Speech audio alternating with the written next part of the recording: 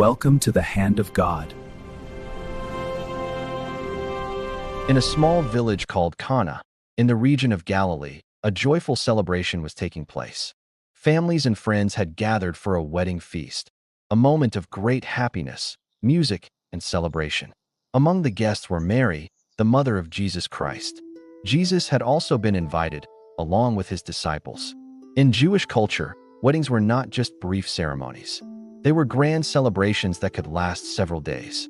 Food and wine were shared freely, laughter filled the air, and the hosts worked hard to make sure their guests were honored and well cared for. But during the celebration, something unexpected happened.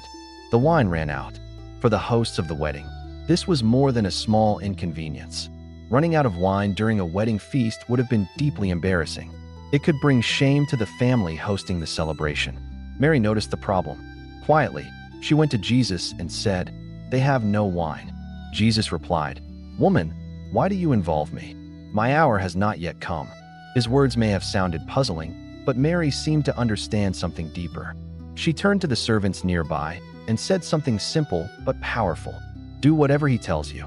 Nearby stood 6 large stone water jars. These jars were not used for drinking, but for ceremonial washing, a practice important in Jewish tradition. Each jar could hold 20 to 30 gallons of water. Jesus looked at the servants and gave them a command. "Fill the jars with water." The servants obeyed without hesitation. They carried water and filled each jar until it was completely full, filled all the way to the brim. Then Jesus said something surprising. "Now draw some out and take it to the master of the banquet." The servants did as he instructed. As the master of the banquet lifted the cup and tasted the liquid, something incredible had happened. The water had become wine. Not just any wine, but wine of remarkable quality. The master of the banquet did not know where it had come from, but the servants who had filled the jars with water knew exactly what had happened. A miracle had taken place before their eyes.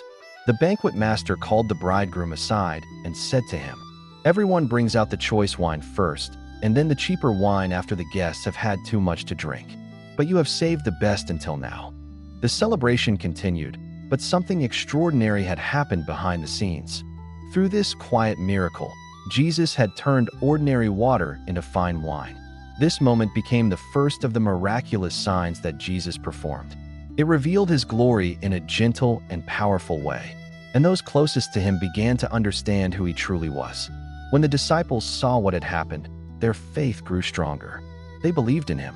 In the midst of a simple village wedding, surrounded by ordinary people, Jesus performed a miracle that showed something profound.